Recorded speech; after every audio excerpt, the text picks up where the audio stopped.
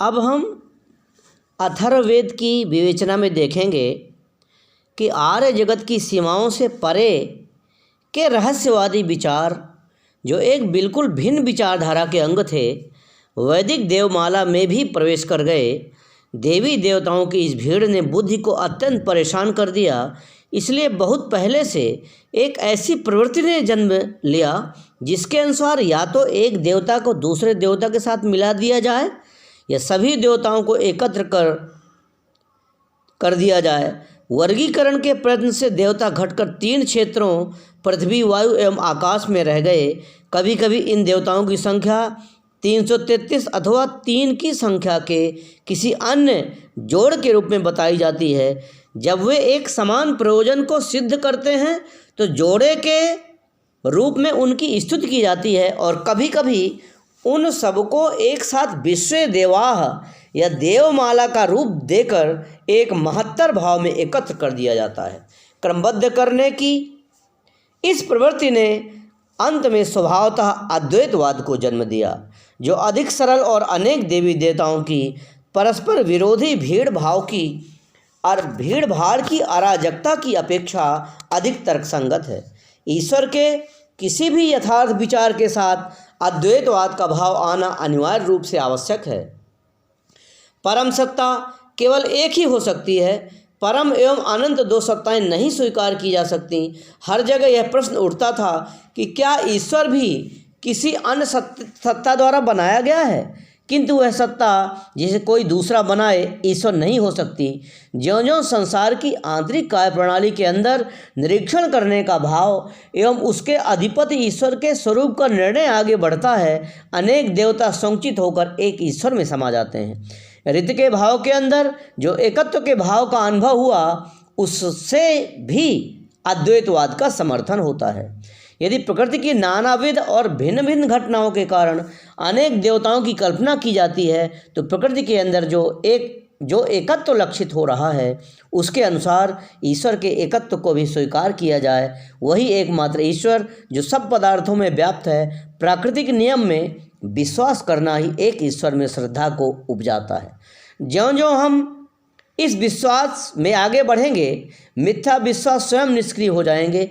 प्रकृति में जो एक प्रकार की निमित्त अवस्था पाई जाती है, उसको देखते हुए चमत्कार संबंधी अनुमानों व कल्पनाओं के लिए कोई स्थान नहीं रह जाता, जिनके कारण ही अंधविश्वास और भ्रांत विचारों से बहुदेवतावाद की कल्पना उत्पन्न होती है। वरुण की उपासना से हम अद्वैतवाद के बिल्कुल निकट पहुँच जाते हैं। सदाचार संबंधी एवं आध्यात्मिक सब गुण यथा न्याय, उपकार, साधुता और यहाँ तक कि करुणा भी उसी वरुण में सन्निहित बताए गए हैं। उच्चतर और अत्यधिक आदर्शवाद पर अधिकाधिक बल दिया गया और दूसरी ओर कठोर एवं भौतिक पक्ष को दबाया गया और उपेक्षा की दृष्टि से देखा गया। वरुण वह देवता है जिसमें मानव एवं प्रकृति, इहलोक एवं परलोक सब ओतप्रोत हैं, जो केवल बाह्य चरित्र की ही परवाह नहीं करता, किंतु जीवन की आंतरिक पवित्रता की ओर भी पूरा ध्यान रखता है। धार्मिक चेतना की एक परम ब्रह्म के प्रति उपलक्षित मांग ने अपने को वेदों के एकेश्वरवाद अथवा एक सत्तावाद के रूप में अभिव्यक्त किया। मैक्स मूलर के अनुसार इसी ने इस परिभाषा को बनाया कि प्रत्येक देवता को क्रमशः पूज्य मानकर अंत में सबसे बड़े यहाँ तक कि एकमात्र ईश्वर तक पहुँचा जा सकता है। किंतु समस्त स्थिति तर्क के साथ संगति नहीं खाती, क्योंकि हृदय तो उन्नति का सही मार्ग प्रदर्शित करता है, लेकिन विश्वास उसके विरोध में जाता है। हम बहुदेवतावाद को स्वीकार नहीं कर सकते, क्योंकि धार्मिक चेतना इसके विरोध में है। एकेश्वरवाद से चलकर हम अंधकार में टटोलते हुए अद्वैतवाद तक पहुंच जाते हैं। मानव का दुर्बल मानस अभी भी अपने उद्देश्य की खोज में है। वैदिक आर्य लोगों ने परम सत्ता के रहस्य को बहुत सूक्ष्म दृष्टि से अनुभव किया और परम सत्ता के रूप में पूजा की जाती थी। एक ही श्रेणी में थे, यद्यपि कुछ समय के लिए उनमें से किसी एक को सर्वोच्च स्थान दे दिया जाता था। एक देवता को मानने का तात्पर्य यह नहीं है कि अन्य देवताओं की सत्ता का निषेध किया जाता है। कभी कभी छोटे से छोटा देवता भी ऊंचे से ऊंचा पद पा जाता है। यह निर्भर करता था कभी की भक्ति के ऊपर और इस पर उसके सामने उद्देश्य के रूप में विशिष्ट पदार्थ क्या है।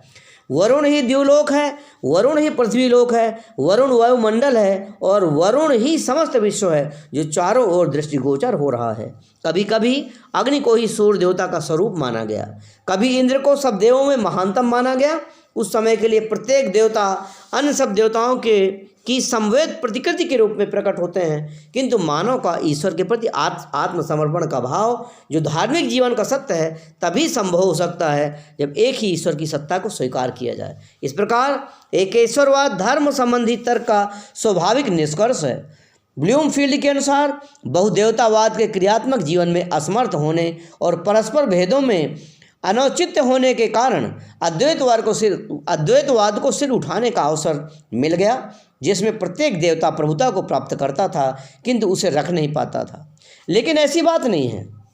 जब प्रत्येक देवता को सृष्टि के कर्ता के रूप में माना जाने लगा, प्रत्येक को विश्वकर्मा अर्थात संसार में निर्माण करता और प्रजापति और प्राणियों के स्वामी के गुणों से विभूषित किया जाने लगा, तब उनकी वैयक्तिक विशेषताओं को छुड़ाकर एक ऐसे देव की कल्पना करना जिसमें सर्वमान्य क्रियाएं उपस्थित हों आसान हो गया।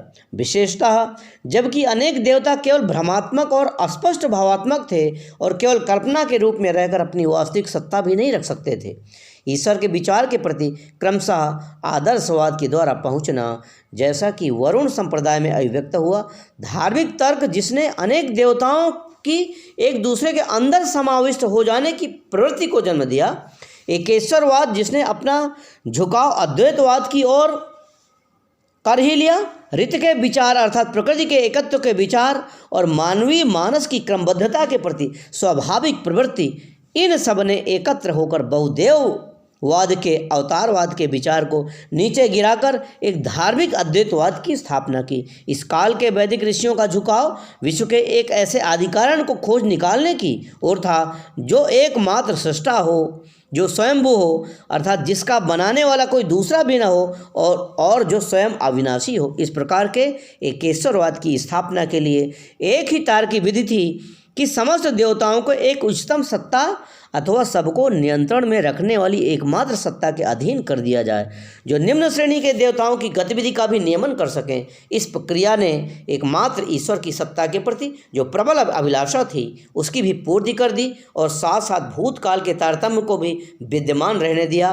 भारतीय विचारक चाहे कितने ही निर्भीक एवं नेक नियत क्यों न रहे हों, उन्होंने कभी कठोरता एवं अशिष्टता का व्यवहार विपक्षियों के प्रति नहीं किया।